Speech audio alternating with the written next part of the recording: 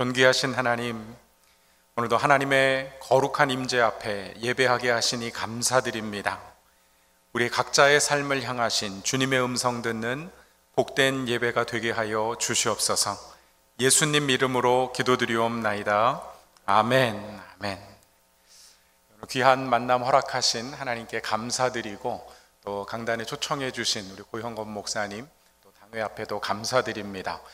지난 고난주간의 마지막 토요 새벽 기도에 왔다가 한 번 더 이렇게 불러주신다 그래서 기쁨으로 달려왔습니다.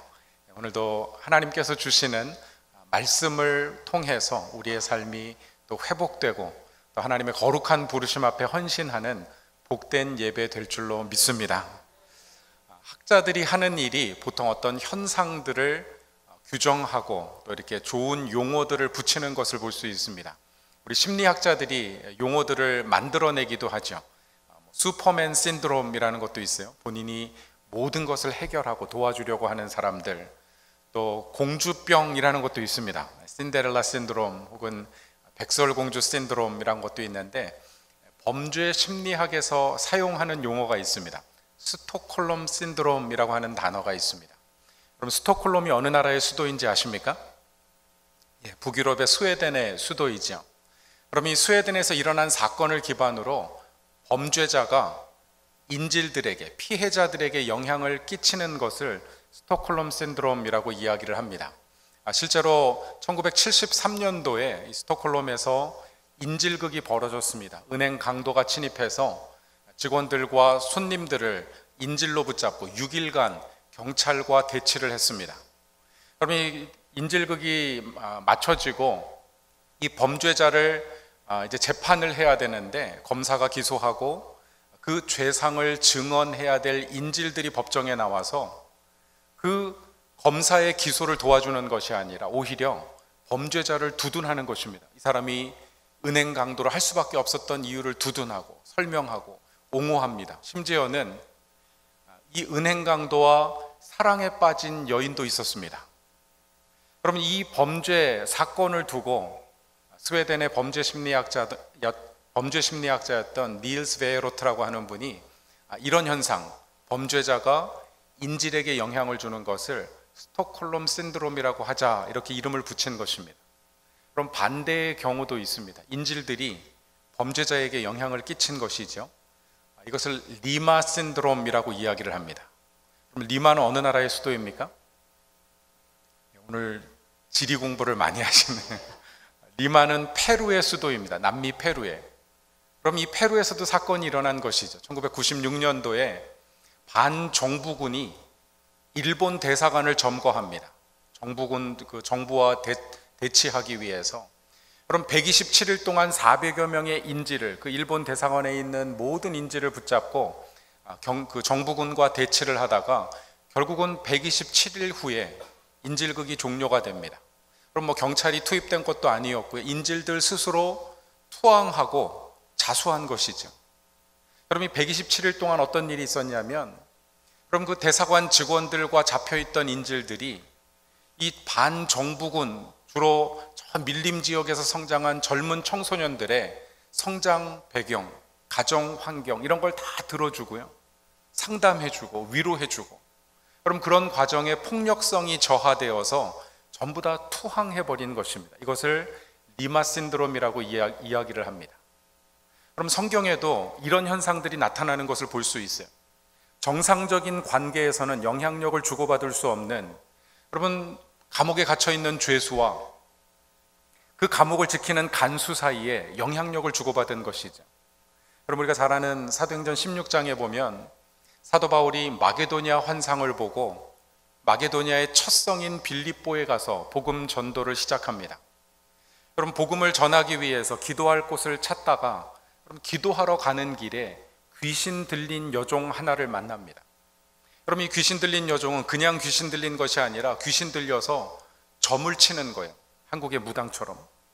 그럼 그 점을 쳐서 주인들을 이롭게 했습니다.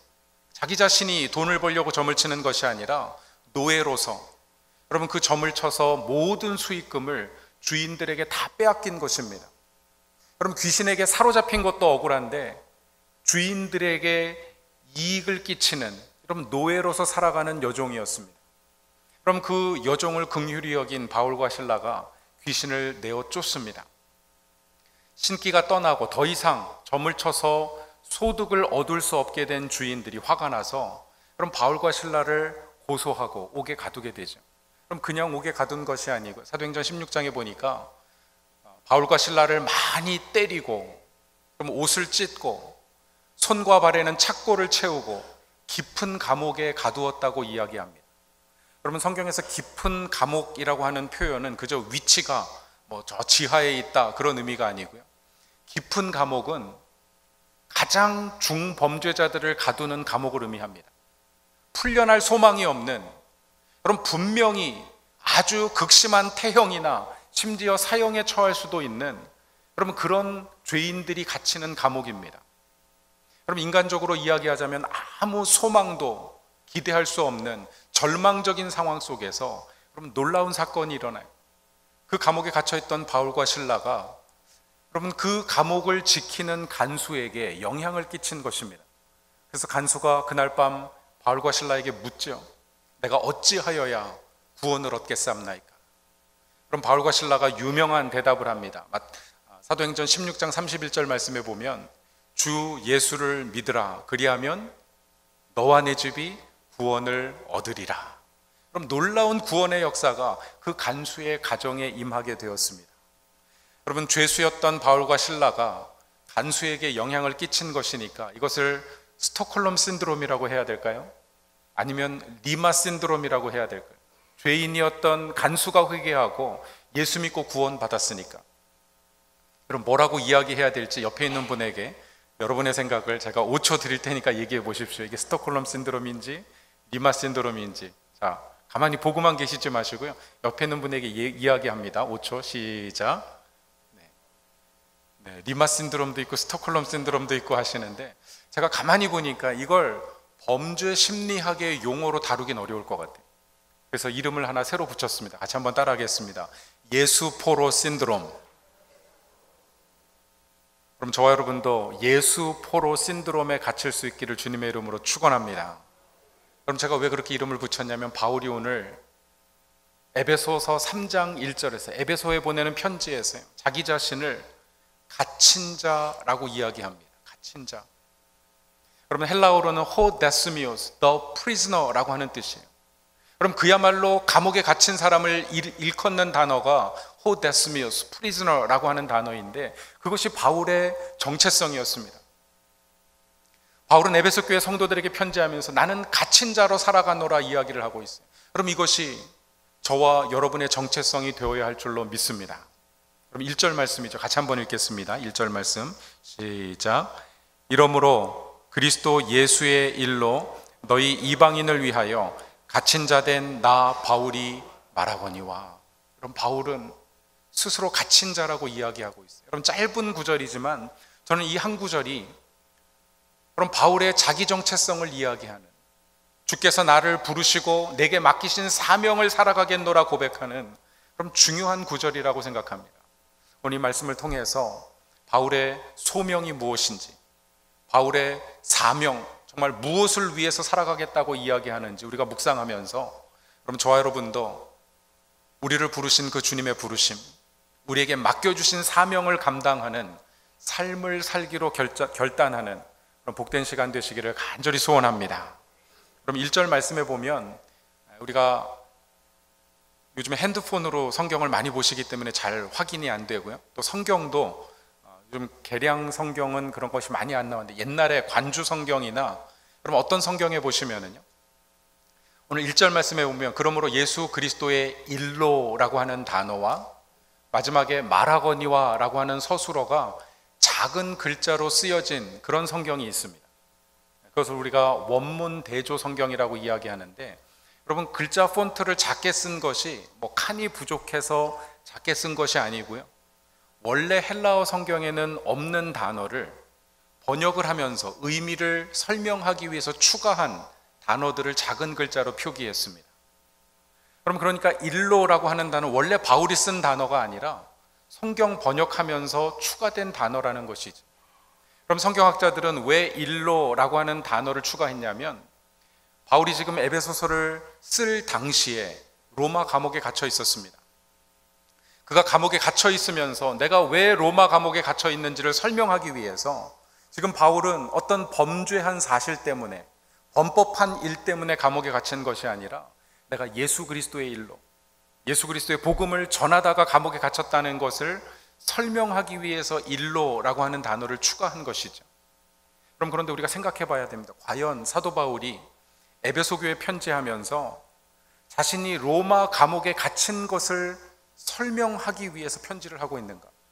그럼 바울은 그 이상의 의미를 전달하기 위해서 오늘 에베소서 편지를 쓴 것입니다. 그럼 바울이 이 갇힌 자, 포로라고 하는 단어를 어떻게 썼냐면 헬라어 성경에 보니까 ho desmios to Christu Jesu라고 하는 구절입니다. 그럼 정확하게 번역하면 I am the prisoner of Christ Jesus. 나는 예수 그리스도의 갇힌 자가 되었노라 이야기하고 있는 거예요. 그럼 바울은 세상의 모든 사람들이 무언가에 사로잡혀서 살아가고 있는데 나는 그 세상 것에 사로잡힌 것이 아니라 예수 그리스도의 갇힌 자가 되었노라 고백하고 있는 것입니다. 사랑하는 성도 여러분, 여러분은 무엇에 갇혀 계십니까? 여러분 무엇을 추구하고 무엇을 얻기 위해서 인생을 살아오셨습니까? 그럼 그런 재미있는 이야기가 있습니다. 인터넷에 나온 이야기인데 실제 있었던 일은 아닙니다. 그냥 인터넷에 있는 유머라고 이해하고 들으시면 좋겠습니다. 어느 골프를 아주 사랑하는 목사님이 계셨습니다. 일주일에도 한 서너 번 날씨가 화창하면 골프장으로 달려가는 분인데 어느 날 주일 아침에 눈을 떠보니까 창밖에 찬란한 햇빛이 들어오는데 골프장에 너무 가고 싶은 거예요. 그래서 그만 이분이 교회에다 전화 걸어서 몸 아프다고 거짓말을 하고 골프장으로 가버리셨습니다. 그럼 이 모습을 지켜봤던 천사들이 너무 화가 나서 하나님 저 못된 목사님을 좀 혼내주세요 그랬더니 하나님이 혼내주겠다고 하셨어요. 근데 이 목사님이 골프장에 가서 첫 번째 홀에서 공을 치는데 보니까 프로 선수들도 평생에 한 번 할까 말까 하다는 홀인원을, 공이 쏙 홀 속으로 들어가 버린 것입니다. 두 번째 홀에 서서 공을 치는데 또 홀인원, 세 번째 치는데 또 홀인원, 세 번이나 하게 된 것이죠. 천사들이 화가 나가지고 하나님 목사님을 혼내달라 그랬더니 어떻게 홀인원을 세 번이나 하게 하십니까? 이야기했더니 하나님 이렇게 대답하셨대요. 냅둬라. 지가 그걸 어디 가서 자랑하겠냐. 주일날 설교 교회 빼먹고 홀인원 세 번 한 걸 어디 가서 자랑하겠냐. 답답해서 죽을 거다.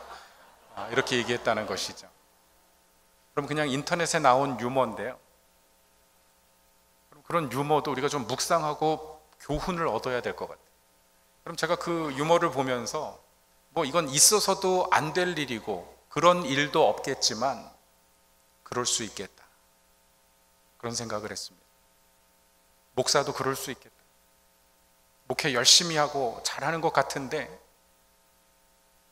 사람들의 인정받기 위해서, 성공한다는 이야기 듣기 위해서, 무언가 다른 사람들보다 더 누리기 위해서 예수님 아닌 다른 것에 사로잡혀서 평생 그렇게 살아간다면 그럼 그게 무슨 차이가 있겠습니까? 목사만 그렇습니까? 그리스도인으로서 정말 우리가 예수님의 제자로 살아가겠다고 이야기하는데 그럼 세상 사람들과 전혀 다른 것 없이 세상 사람들이 추구하고 얻고자 하는, 그럼 그것을 위해서 평생 그렇게 우리의 삶을 낭비한다면 그럼 주님이 기뻐하시겠습니까? 그럼 저와 여러분은 어떻습니까? 세상 사람들이 그러는 것처럼 재물을 얻기 위하여, 성공과 명예를 얻기 위하여, 이 땅에서 건강을 유지하고 행복하기 위하여, 노후에 편안한 삶을 살기 위하여 살아가고 있지는 않습니까? 그럼 무엇에 사로잡혀 살아가고 있습니까? 여러분 기억하십시오. 우리가 얻고자 하는, 이 세상에서 얻고자 하는 이 모든 세상의 것들은 여러분 우리를 가두는 감옥입니다. 내가 그것을 얻고 이루면 행복하고 편안할 것 같지만 여러분 오히려 얻고 나면 기쁨과 어떤 기대가 다 사라져버리고요, 오히려 염려와 근심이 쌓이게 되어 있습니다. 사랑하는 성도 여러분, 이 세상에서 우리가 잡으려고 하는 모든 것에는 참 자유가 없다는 사실을 기억하시기를 주님의 이름으로 간절히 부탁드립니다. 그럼 진리가, 오직 진리가 우리를 자유케 하는 줄로 믿습니다. 예수 그리스도가 진리이십니다. 그러므로 예수 그리스도에게 잡혀 사는 삶이야말로, 여러분 정말 주님의 그 손에 붙잡혀 사는 삶이야말로 참 자유함이 있고요, 놀라운 구원의 역사를 이루는 하나님의 의의 병기로, 그럼 구원의 도구로 쓰임 받게 되는 줄로 믿습니다. 그럼 바울과 실라가 그런 삶을 살았죠. 그럼 사도행전 말씀드린 대로 16장에 그럼 빌립보의 감옥에 갇혀있던 바울과 실라는 정말 육신적으로 이야기하자면 고통스러운 시간이었습니다. 풀려날 소망이 없는 절망스러운 상황이었습니다. 그런데 그들은 절망하지 아니하고 남들이 잠든 그 밤에 하나님을 찬미했습니다. 하나님께 기도했습니다. 아마 그들이 부르는 찬송을 그 깊은 감옥에 갇혀있던 모든 죄수들이 다 들었을 것입니다. 아마 간수도 바울이 전하는 복음을 들었을 것입니다. 아니, 그 중에 어떤 죄인들 가운데는 정말 회개하고 나도 더 이상 죄에 사로잡혀서 죄의 노예로 살아가기보다 바울과 실라처럼 그리스도의 종으로 살아가겠노라 결심하는 죄수들도 있었을 것입니다. 그런데 그 감옥에서 도저히 예수 믿을 수 없는 사람이 있었다면 그럼 누구였을까요? 복음의 영향력을 도저히 받을 수 없는 사람이 있었다면 그럼 누구였겠습니까? 감옥을 지키던 간수였을 것입니다. 그럼 그 영향력을 받을 수도 끼칠 수도 없는 간수가 놀랍게 변화되는 사건이 일어났습니다. 기적이 일어난 것이죠. 그럼 빌립보 감옥의 기적은 지진이 일어나서 옥문이 열린 것이라고 말할 수 없습니다. 그럼 사실 오늘날 터키나 그리스 지역은 지진 때에 속해 있는, 수년 전에도 터키에 큰 지진이 일어나서 많은 사람이 죽지 않았습니까? 그럼 지난 수천 년 동안 그 터키 지역에, 아나톨리아 지역에 세워진 수많은 제국들이 다 지진으로 인해서 멸망했습니다. 오늘날도 성지순례 가면 남은 건 돌무더기밖에 없어요. 지진으로 다 무너져 내린 것이죠. 그럼 그 지역에 지진이 일어나고, 지진이 일어나서 건물의 구조가 흔들리면서 옥문이 열린 것은 어쩌면 자연스러운 현상이라고 말할 수 있습니다. 그런데 정말 기적은요, 지진이 일어났는데 죄수들의 손발에 메인 착고가 풀어진 것입니다. 그럼 그럴 수 있는 가능성이 얼마나 될까요? 밖에 지진이 일어났는데 수갑이 풀릴 수 있습니까? 그럼 지진이 일어났는데 목에 걸고 있던 목걸이가 떨어질 수 있습니까? 이건 하나님이 아니면 일하실 수 없는 놀라운 기적이 일어난 것입니다. 그럼 여러분 같으면 어떻게 하시겠습니까? 가정이 별로 마음에 들진 않는데, 우리가 죄인이고 감옥에 갇혀 있는데 감옥 문이 열리고 손발에 착고가 다 풀려났다. 그럼 저와 여러분 같으면 어떻게 하시겠습니까? 그런데 그날 밤 그 감옥에 갇혀 있던 사람들 중에 한 사람도 도망간 사람이 없었습니다. 그럼 감옥이 좋아서 도망가지 않은 것일까요? 인터넷에 보니까 감옥이 직장보다 좋은 이유 여러 가지를 적어놨더라고요. 한번 들어보십시오. 감옥이 정말 좋은 곳인지.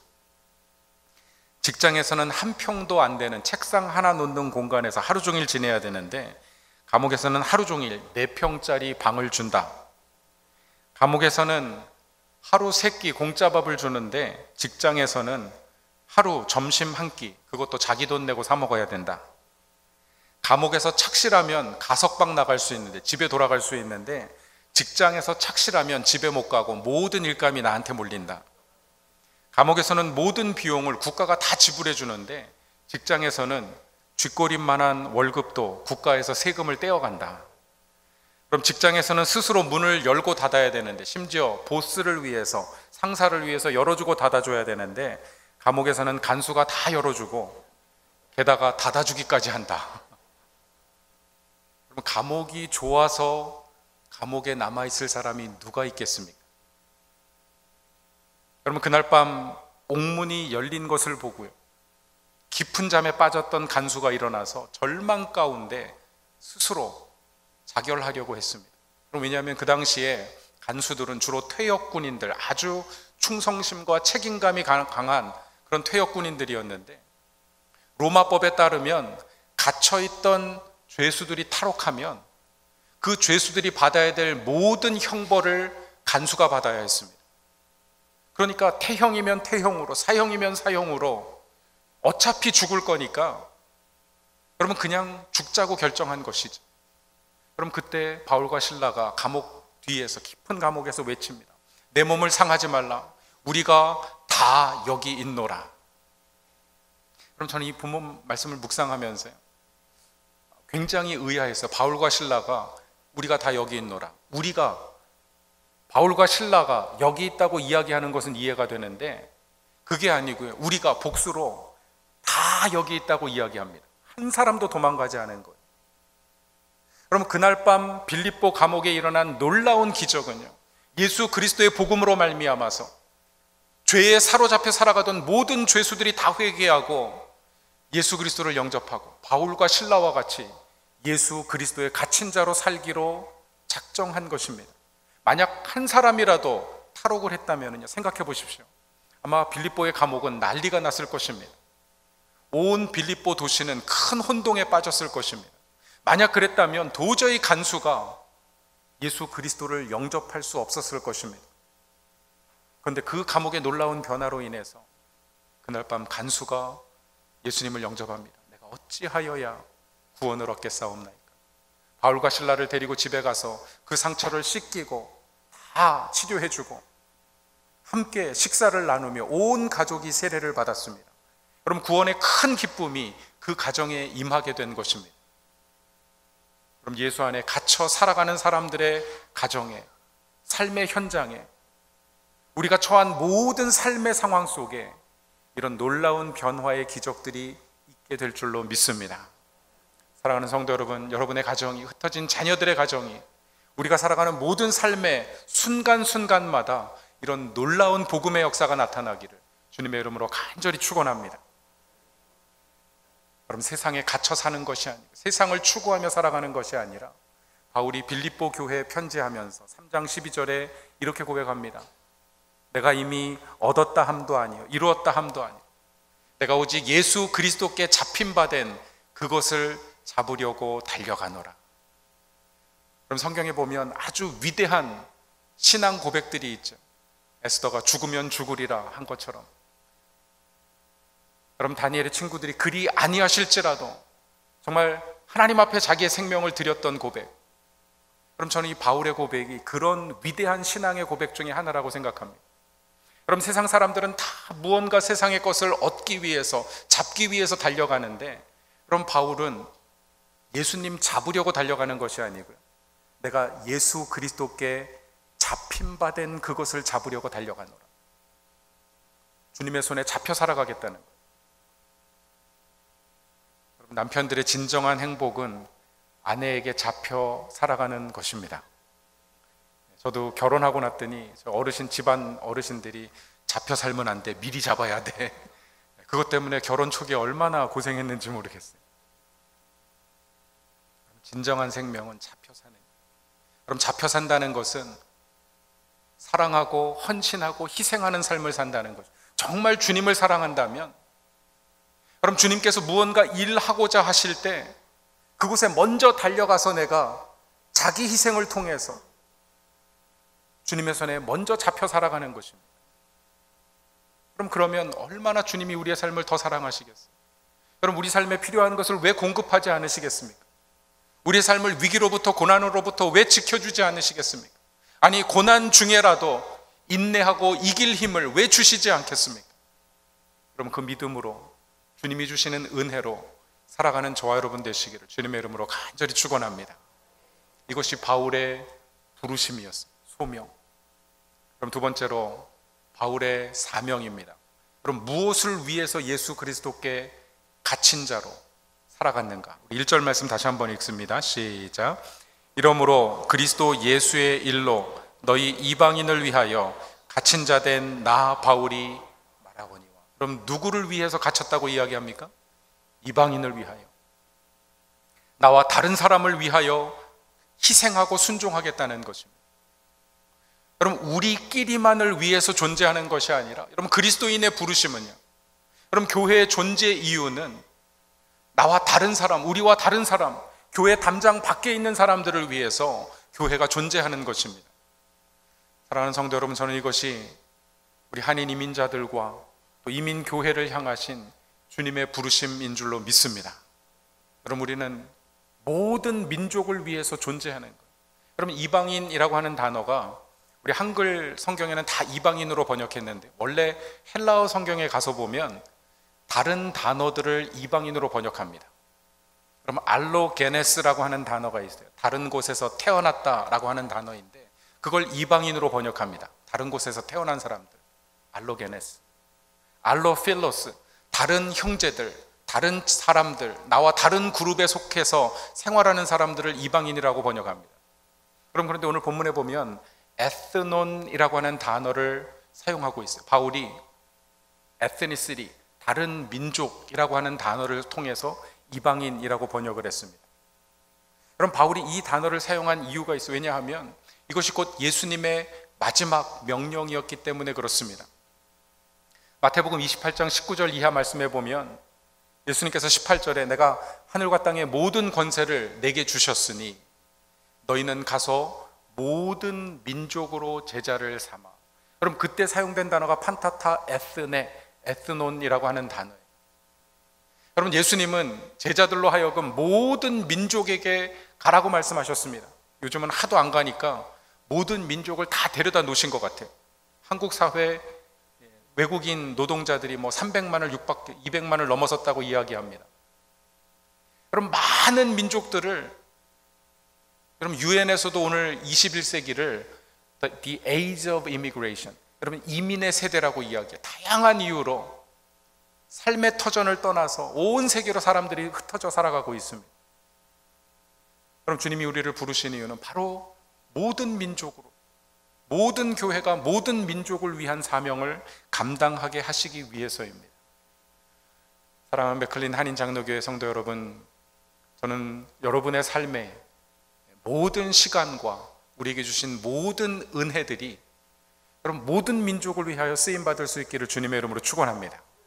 우리 장로님도 기도해 주셨지만 우리가 선교사님들을 위하여 또 물질로 헌금하고 함께 기도하는 것, 그럼 방문하신 선교사님들을 환대하고 대접하는 것, 다 주님 기억하고 받으실 줄로 믿습니다. 그럼 교회는 다른 소수민족들을 위해서 존재해야 돼요. 그럼 어떻게 우리가 이 사명을 감당할 수 있을지 고민해야 합니다. 그럼 저는 2002년도에 한 25년 전에 이 버지니아에서 교회를 섬기면서 선교 목사로 사역을 했었습니다. 그럼 그 당시에 교회에서 한 7, 8팀의 단기 선교팀을 매년 해외로 보냈기 때문에 제가 선교 목사로서 선교팀들을 훈련하면서 몇 가지 기준이 있었어요. 그럼 그 중에 하나가 뭐냐면, 어느 나라의 단기 선교팀을 보내든지 그 나라 사람을 이 지역에서 찾아서 10주 동안 언어 훈련을 하고 떠나는 것입니다. 그러니까 페루 단기 선교팀을 파송하면 볼리비아나 멕시코 사람 데려다가 스페니쉬 배우는 게 아니라 페루 출신 이민자를 찾아야 돼요. 섭외해가지고 10주 동안 초청해서 언어를 배우는 거죠. 그럼 2002년도에 몽골에 처음 단기 선교팀을 파송하면서 어느 날 몽골 팀장님이 오셔서 저한테 그러는 거예요. 목사님, 몽골 사람 이민자를 찾아서 언어를 배우려고 그러는데 못 찾겠습니다. 좀 찾아주세요. 도와주세요. 제가 수소문을 해보니까 저쪽에 그 크리스탈 시티 쪽에서 일식점을 운영하는 교회 집사님 한 분이 그 일식당에 그릇 닦는 형제가 몽골 형제라는 거예요. 그럼 제가 전화를 드려서 우리가 좀 몽골어를 배워야 되는데 집사님 좀 소개해 주세요. 그랬더니 이 집사님이 흔쾌히, 목사님, 제가 토요일 날 2시간 시간 페이를 하고 교회 보낼 테니까 10주 동안 언어 배우라고 하십시오. 그럼 그 형제가 와서 몽골팀 언어를 가르쳐 주기 시작했어요. 간단한 인사부터 시작해서 복음 전하는 그런 문장들을 우리가 번역을 부탁해서 배우기 시작했는데, 첫째, 둘째 주 지나고 나서 한 셋째 주쯤에 그러는 거예요. 어디로 가냐? 몽골 어디로 가냐? 몽골에 울란바토르로 간다, 수도로 간다. 그랬더니 자기가 울란바토르에서 왔는데 우리 가족들에게 선물을 보내고 싶은데 좀 갖다 줄 수 있겠냐? 그러자. 그렇게 얘기를 했는데 그 다음 주에 보니까 한국에 이민 가방으로 2개를 싸가지고 왔어요. 53명의 이름과 전화번호를 가져다가, 처음에는 가족들 선물 보내겠다 그러더니 뭐 친구들, 이웃들, 친척들 다 선물을 바리바리 싸가지고 가져왔습니다. 그러면 문제는 그 다음 주에 일어났는데, 이 친구가 가가지고 몽골 친구들에게 이야기했더니 자기네들도 좀 붙이겠다고 7명이 14개 이민 가방을 가지고 그 다음 주에 찾아오신 거예요, 교회를. 그럼 단기팀에서 고민을 했습니다. 왜냐하면 이 단기 선교를 간다 그랬더니 성도들이 이제 헌옷까지, 운동화, 안경, 또 의약품 기증받은 거, 의료 사역을 하려고 많이 준비를 했는데, 이민 가방 16개를 가져가려니까요, 아무것도 못 가져가겠는 거예요. 이미 선교사님에게 약속도 했는데. 저희가 고민하고 기도하다가, 그럼 올해는 우리가 준비한 사역 다 내려놓고 딜리버리 미션 하자. 갖다 주는 게 선교다. 그래서 그 8명을 데려다가 영상으로 가족들에게 인사하는 거 비디오로 찍고, 그 선물 명단 한 200여 명 되는 명단과 연락처를 다 받아가지고 몽골로 도착했습니다. 선교사님과 현지교회 성도들 도움을 받아가지고 이분들을 토요일 날 오후 3시에 다 교회로 초청을 했어요. 우리가 미국에서 가족들이 보낸 선물, 친구가 보낸 선물 전달하겠습니다. 한 200여 명 연락했는데 보니까 한 500명이 오셨습니다. 뭐 옆집 가족들까지 다 해가지고 선물을 나눠주는데, 영상 하나 딱 뜨면 한 50여 명이 우르르 일어나서 앞으로 나와서 영상, 그 미국의 가족이 보낸 인사말 듣고 선물 받고 감사하다고 들어가고요. 다 선물 나눠드리고 준비한 몽골 찬양 부르고 우리 선교사님이 복음 제시하고, 그럼 그날 50명이 예수 믿겠다고 손들었습니다. 그 다음날 초청했어요, 교회로. 아침 10시에 오시면 우리가 함께 예배 보고 점심 한국 음식 대접하겠습니다. 그럼 그 다음날 점심을 준비하는데 선교사님 그러시는 거예요. 50명 손들었지만 아마 가족들 연락받은 200명 다 올 수 있으니까 한 300명분 식사 준비합시다 그랬는데, 그 다음날 10시 반 되니까 500명이 다 오셨어요. 선교사님들은 이제 식사 준비 더 해야 되니까 막 분주하게 뛰어다니고, 그럼 더 큰 문제가 발생했는데 미국에 보낼 짐을 바리바리 싸들고 오신 거예요. 말고기 말린 거, 우유 삭힌 거. 근데 음식물은 다 빼고 정리한 짐이 23개였습니다. 갈 때 16개인데 올 때는 23개를. 오버차지가 나와가지고 돈을 더 팀들이 각출해가지고 가져와야 될 정도로. 그럼 그냥 가져온 게 아니고요, 가족별로 영상을 다 찍었어요. 미국에 있는 일하는 가족에게 보낼 편지, 영상 편지를 찍어서 돌아와서 이곳에 와서 연락을 했습니다. 그 8분에게 당신들만 오지 마시고 주변에 친구분들 다 데리고 오십시오. 몽골 분들. 우리가 그런 변호사를 통해서 이민 상담해드리고, 또 미국 살려면 영어도 배워야 되니까 앞으로 영어 클래스 안내해드릴 테니까 다 오십시오. 그럼 27분 정도가 모였습니다. 영상을 틀어주는데 몽골에서와는 정반대였어요. 분위기가 완전히 침울해져가지고, 제가 잊을 수 없는 게 한 형제가 통곡을 하는데 9살짜리 아들을 두고 한국을 거쳐서 미국으로 이민 와서 노동하고 있는데 10년 만에 19살 되어버린 훌쩍 큰 청년 아들을 처음 얼굴로 본 거예요. 그 당시만 해도 영상통화 이런 게 없으니까 그냥 가끔 비싼 국제전화로 목소리만 들었는데 그 아들을 보면서 절규하면서 울더라고요. 그럼 그렇게 27명이 다 성경 공부 참여하겠다 하고 영어 성경 공부를 시작하게 됐고요. 저는 2004년도에 캄보디아 선교사로 갔다가 2010년도에 안식년 들어왔다가 시카고 트리니티 신학교에 선교학 공부를 하게 되었습니다. 그럼 그곳에서 한 선교사님이 박사학위 논문을 발표하시는데 보니까 몽골 교회, 이 북미주의 몽골 교회 어떤 현황과 역사, 선교적인 도전들을 연구하는 그런 논문이었어요. 거기에서 히스토리를 이야기하는데 북미주의 몽골 교회가 13개가 있다고 합니다. 그 13개 교회가 다 한 교회에서 출발했는데 2003년도에 버지니아에서 출발했다는 거예요. 한 주 단기 선교 갔다 왔는데 그 사역을 통해서 하나님께서 몽골 교회가 탄생하게 하시고요. 그 교회 성도 중에 하나가 덴버로 이사 가면서 덴버에 몽골 교회가 세워지고, 한 형제는 시카고로 가면서 목사님, 내가 시카고에 가서 몽골 사람들에게 전도하고 교회 개척하겠습니다. 몽골 교회가 개척이 된 게 13개가 되었다는 것입니다. 그럼 우리가 모든 민족을 위하여 우리 자신을 내려놓고 순종하면 하나님께서 하나님의 구원 역사를 이루어 주실 줄로 믿습니다. 그럼 저희는 베들교회 목회하면서 2018년도에 프라미스 센터라고 하는 건축을 완공하게 되었습니다. 그럼 처음에 베델교회 부임해서 2015년에 부임해서 목사님 우리 교회가 2001년부터 건축을 준비해 왔습니다. 14년 동안 준비했는데 이제 건축 허가가 한 8개월 정도 남았기 때문에 빨리 공사를 시작해야 됩니다. 돈도 이만큼 준비가 되어 있습니다. 이야기를 듣는데 제가 좀 기도할 시간을 달라고 그랬어요. 6개월만 기도할 시간을 달라고. 기도 시작할 때 마음은 이런 마음이었습니다. 몇백만 불의 돈이 모여 있는데 이 돈을 가지고 우리를 위한 건물을 짓는 것이 아니라 선교지에 다 보내버리자. 그러면 교회를 하나 짓는 게 아니라 제가 보니까 한 300개 교회는 지을 수 있겠더라고요. 제가 선교사 출신이기 때문에 돈만, 금액만 나오면 뭐 할지가 머리에 쫙 그려집니다. 정말 선교, 많은 선교 할 수 있고 건축을 포기한 교회 될 수 있고 우리가 세상에도 좀 칭찬받을 수 있겠다, 이런 거룩한 열망이 생겼어요. 근데 기도하는데 하나님 그런 마음을 주시는 거예요. 건물로도 돈으로도 선교할 수 있고 건물로도 선교할 수 있다. 다 하나님의 영광을 위해서 쓸 수 있다. 정말 내 마음의 중심, 무엇에, 복음에 사로잡힌 마음인지를 다시 한번 생각해 보죠. 제가 가만히 생각해 보니까 돈으로 선교하는 건 제가 알겠는데 건물로 선교하는 게 뭔지 모르겠더라고요. 하나님 알려주십시오. 건물로 어떻게 선교할 수, 건물 수백만 불을 들여놓으면 이거 가지고 어떻게 선교할 수 있습니까? 그때 하나님 주신 게 안으로는 자녀 선교, 밖으로는 모든 민족을 위한 소수민족 선교. 미션 투 더 넥스트 제너레이션. 우리 자녀들을 위한 게 선교다. 우리 자녀들은요 외국인입니다. 이방인들이에요. 다 우리가 말과 문화, 정서가 다른 사람들, 그분들을 잘 섬기기 위해서 좋은 교육 공간이 필요하다. 또 하나는 소수민족. 우리 한인교회가 미국 교회 빌려서 예배하다가 아름다운 성전을 짓고 우리 공간을 가지고 예배하고 있는데 이제는 우리 공간을 정말 모든 민족에게 함께 나눌 수 있어야 되겠다. 그럼 그래서 베델교회는 그 건축을 하면서 저희가 모든 성도들이 약속했습니다.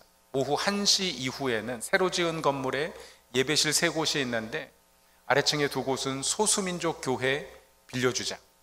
처음에는 반대도 많았어요. 목사님 그 소수민족 교회 빌려주고 그러면 음식 냄새도 나고, 그럼 우리는 음식 냄새 안 풍겼습니까? 김치 냄새, 된장찌개 냄새 다 뿌리면서 미국 교회 빌려서 썼는데 물건 깨트리면 어떡합니까? 아니 선교지에다가 퍼다 주기도 하는데 여기서 조금 깨지면 어떻습니까? 제가 우리 베델교회도 예전에 히스토리 들어보니까 미국 교회 빌려서 예배 드릴 때 교회 성도들 자녀들이 담임 목사, 그 교회 미국 교회 담임 목사님 실에 들어가 가지고 막 기물을 파손해서 굉장히 좀 어려움을 많이 겪었노라 얘기를 들었습니다. 그럴 수 있다. 그런데 그게 복음입니다.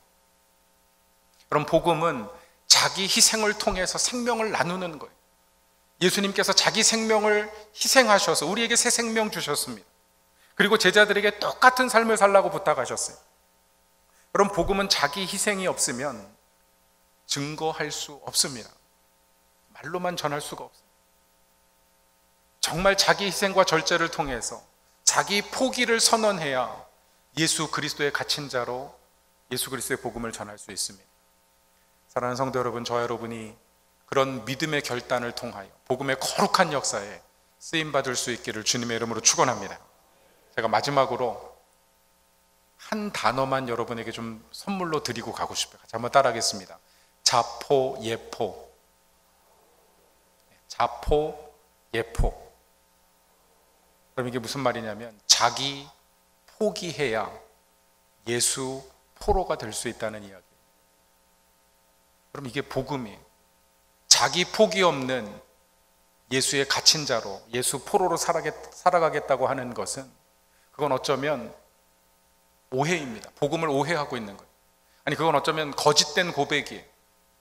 그럼 복음은 자기 포기입니다.